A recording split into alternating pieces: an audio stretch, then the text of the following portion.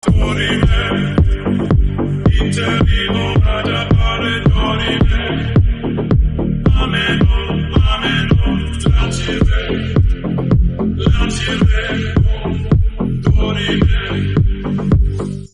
Sir, வணக்கம். வணக்கம். எப்படி இருக்கீங்க நல்லா சார்? இருக்கேம்மா.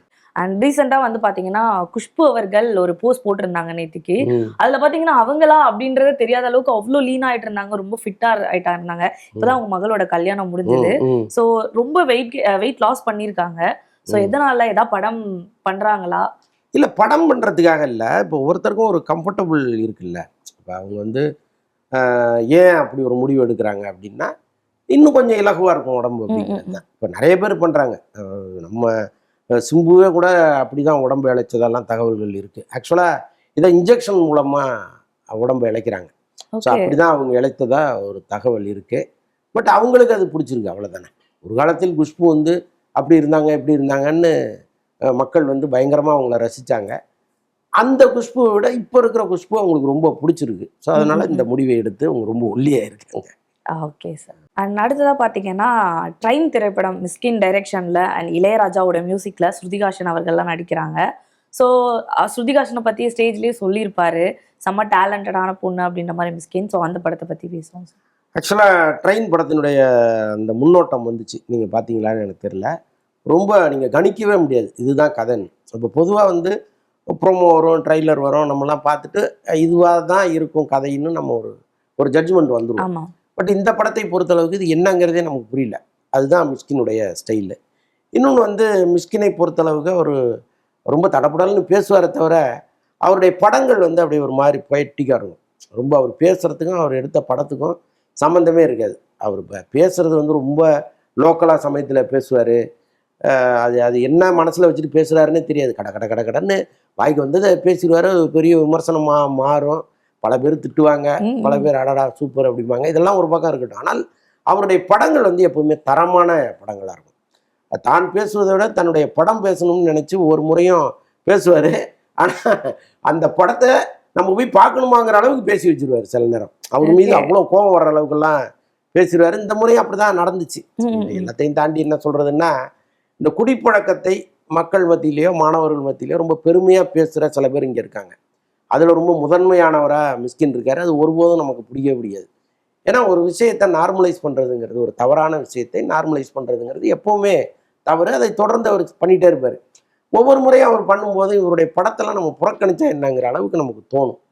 பட் இந்த ட்ரெயினுடைய புறமோ பார்க்கும்பொழுது இந்த படத்தை முதல்ல போய் பார்த்துணுங்கிற எண்ணத்தையும் உருவாக்குது. அதுதான் மிஸ்கின். ரெண்டு முரண்பாடுகளுக்கு நடுவில் நம்ம நிற்க வச்சுருவார் நம்மளை. ஸோ அந்த மாதிரி ஒரு நபர் இவர்.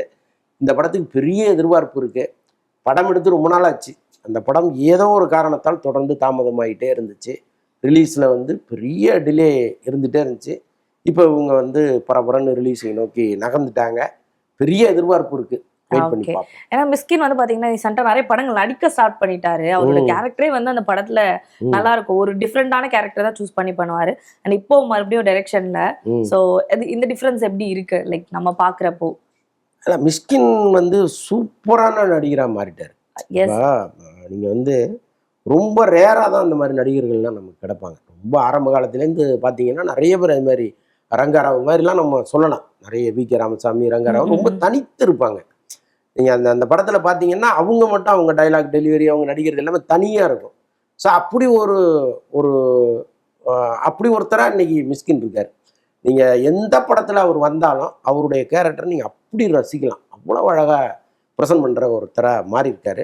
ஒரு நல்ல டைரக்டருங்கிறத தாண்டி ஒரு நல்ல நடிகருங்கிற பேரை அவர் எடுத்துட்டார். நிறைய பேர் கியூ கட்டி நிற்கிறாங்க, என் படத்தை வாங்க சார், என் படத்தில் நடிங்க சார்ன்ட்டு.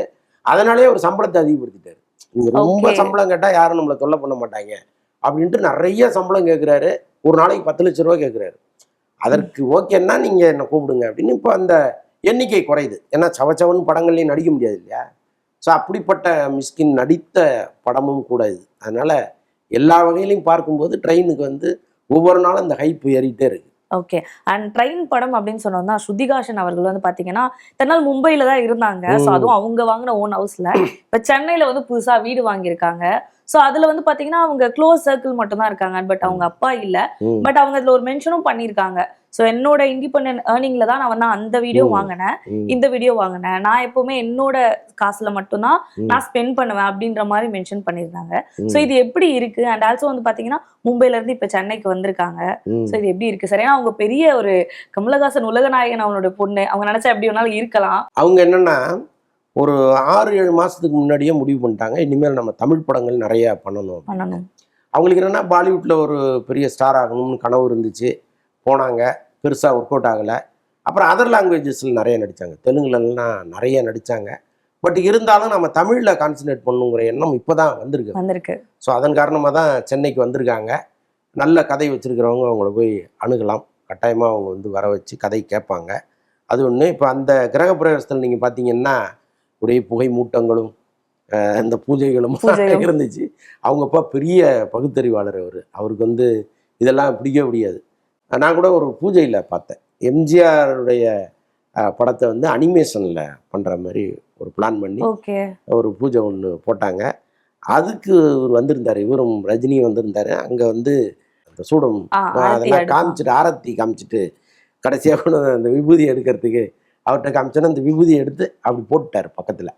ஸோ அதெல்லாம் கவனிச்சுட்டே இருந்தேன் நான். அந்த அளவுக்கு ஒரு ஏத்திஸ்ட் நிறைய இடத்துல மென்ஷன் ஆமாம், பண்ணுங்க. அந்த அளவுக்கு ஒரு நாத்திகர். அவருடைய மகள் வந்து இப்படிலாம் கிரகப்பிரவேசம் பண்ணுறதுனால தான் அவங்க அப்பா வரல போல இருக்கு. ஓகே. பட் ஓகே, தமிழுக்கு வந்திருக்காங்க, வரட்டும், நிறைய படங்கள் பண்ணட்டும். Okay sir. அண்ட் இன்னொன்னு பாத்தீங்கன்னா மாதவன் சார் அவர்கள் ஜிடிஎன் படம் துஷாரா விஜயன் நடிச்சிருக்காங்க. ஸோ இந்த படத்தோட போஸ்டரே வந்து பார்க்கும்போது ரசிகர்கள் கிட்ட பெரும் வரவேற்பு பெற்றிருந்துச்சு. ஸோ இந்த படத்தை பத்தி பேசலாமா சார்?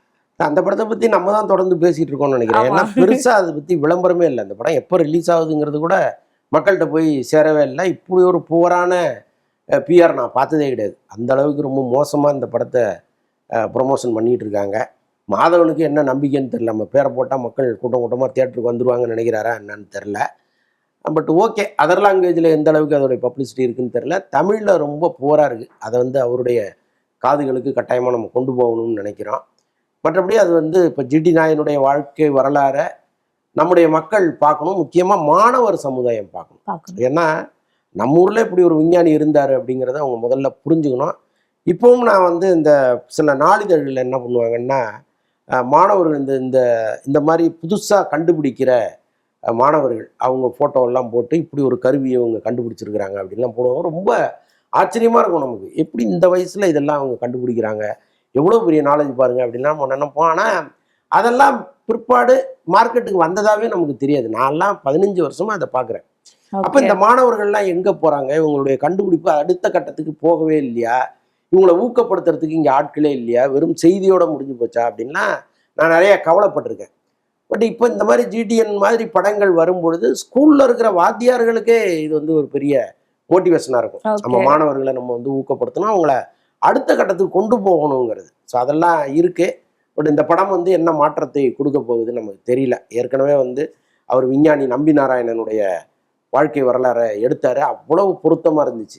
அதற்கப்புறம் தான் நம்பி நாராயணனுங்கிறவர் இங்கே எவ்வளவு பெரிய வேலையெல்லாம் பண்ணியிருக்காரு அப்படிங்கிறத நம்ம புரிஞ்சுக்கிட்டோம். அதுக்கு முன்னாடி அவரை பார்க்கும்போது இந்திய ரகசியங்களை வெளிநாட்டுக்கு விற்ற ஒரு உளவாளி அப்படிங்கிற மாதிரி தான் பார்த்தோம். ஏன்னா அவர் மீது அந்த குற்றச்சாட்டு வைக்கப்பட்டுச்சு. அப்போ அதன் பின்னணி என்ன, ஏன் போய் அவர் அப்படி மாட்டினாரு, உண்மையிலே என்ன நடந்தது அப்படின்லாம் அந்த படம் பேசியிருக்கோம். ஸோ அது மாதிரி ஜிடி நாயுடு பற்றி நம்ம அறியாத பல தகவல்கள்லாம் அந்த படத்தில் கட்டாயமாக வச்சுருப்பாங்கன்னு நான் நினைக்கிறேன். பார்க்கலாம். இவங்களாவது கொஞ்சம் போஸ்டர்லாம் பரபரன்னு ஒட்டி மக்களை தியேட்டருக்குள்ளே கொண்டு வராங்களான்னு பார்ப்போம். அடுத்தது பார்த்தீங்கன்னா வானவேடிக்கை. ஸோ சண்முக பாண்டியனோட படம். ஸோ அந்த படம் வரப்போகிறதா அப்டேட் கொடுத்துருக்காங்க. ஸோ இந்த படத்தை பற்றி ஆக்சுவலாக திரு அப்படிங்கிற டைரக்டர் தான் இந்த படத்தை பண்ணுறாரு. அவர் ஏற்கனவே விஷாலை வச்செல்லாம் படம் இயக்குனவர். ஓகே. ஒரு முக்கியமான டைரக்டர் தான். ஸோ அவரை வைத்து இந்த படத்தை துவங்கியிருக்காங்க. நான் பல இன்டர்வியூவில் சொல்லியிருக்கேன், சண்முக பாண்டியனுக்கு வந்து இங்கே யாருமே பெருசாக லைஃப் கொடுக்க மாட்டேங்கிறாங்க. பாருங்கள், விஜயகாந்த் வந்து எவ்வளோ பேரை வாழ வச்சார், ஆனால் சண்முக பாண்டியனை வாழ வைக்க இங்கே ஒரு டைரக்டர் வரலையே, ஒரு ஹீரோ வரலையே. இப்போ அவர் வந்து எப்படி விஜயை வந்து தன் படத்தில் நடிக்க வச்சு விஜயை கிராமப்புறங்கள் வரைக்கும் கொண்டு போனாரோ, அவர் பீக்கில் இருந்தப்போ விஜய்க்கு எப்படி ஹெல்ப் பண்ணாரோ, சூர்யாவுக்கு எப்படி ஹெல்ப் பண்ணாரோ, அந்த மாதிரி வந்து சண்முக பாண்டியனுக்கு யாருமே பண்ணலையே அப்படின்லாம் அவங்க குடும்பம் புலம்புறதெல்லாம் வெளியில் தகவல்கள் வந்துச்சு. அப்போ நான் வந்து தொடர்ந்து ஒரு கேள்வியை கேட்டுகிட்டே இருந்தேன். இப்போ உங்கள் கையில் எக்கச்சக்கமாக பணம் இருக்குது.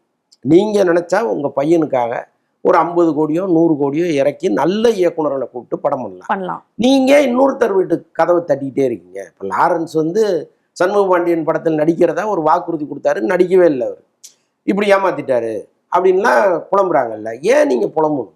ஏன் ஒரு லாரன்ஸையோ ஒரு விஜயையோ அல்லது ஒரு அஜித்தையோ ஒரு சூர்யாவையோ ஏன் நீங்கள் நம்புறீங்க? உங்கள்கிட்ட இருக்கிற பணம் வந்து கொஞ்சம் நஞ்சம் கிடையாது.